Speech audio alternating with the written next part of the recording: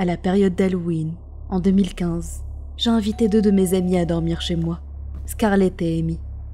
Cette dernière était timide et peureuse, alors que Scarlett était plus sûre d'elle.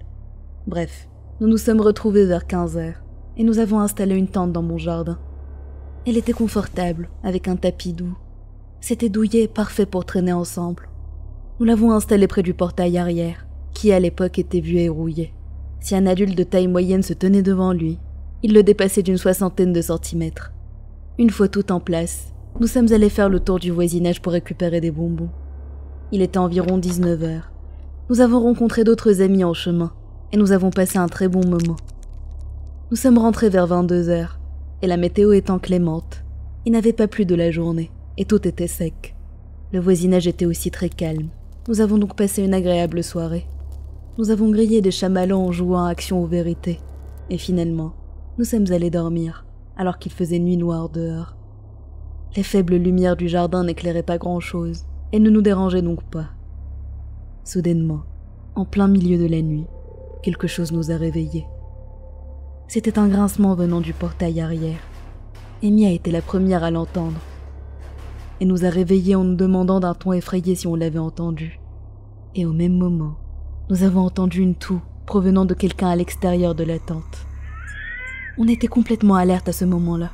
Scarlett a mis sa main sur la bouche d'Amy pour l'empêcher de crier, tout en écoutant attentivement le bruit dans la nuit. Et lorsqu'une voix profonde s'est fait entendre, nous avons toutes sursauté. « Vous voulez des bonbons, les filles ?» La voix était rauque, on aurait dit un vieil homme. Quelqu'un qui avait bien trop fumé au cours de sa vie. Le bruit venant du portail s'est à nouveau fait entendre.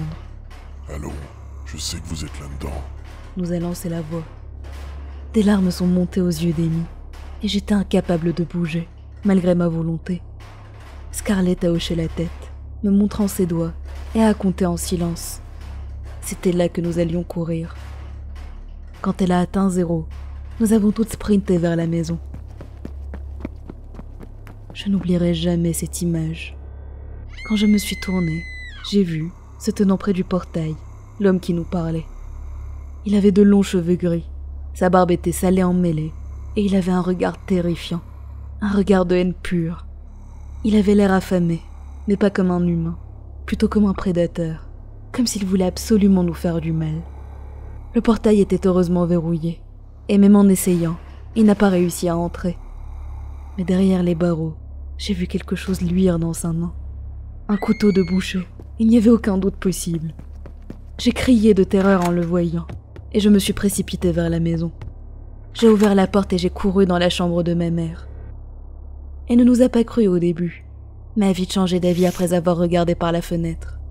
Elle nous a cachés à l'intérieur, a verrouillé la porte, et a appelé le 999, qui est notre service d'urgence. J'ai entendu des coups sur la porte d'entrée. Il avait dû trouver un moyen de passer le portail. Les coups devenaient de plus en plus forts, et j'ai entendu l'homme jurer à l'extérieur. Quand elle a entendu les sirènes, ma mère a raccroché. J'ai entendu l'homme jurer une dernière fois, avant de s'éloigner. Ces bruits de pas se sont évanouis avec la distance, et nous avons entendu une voiture de police s'arrêter. Ils n'ont jamais vu l'homme, ils ne l'ont donc pas arrêté, et ils ne l'ont jamais retrouvé, même après leur avoir donné notre description. Cela a ruiné notre Halloween, et nous avons toutes dormi dans le salon après ça. Ou du moins, nous avons fait semblant de dormir.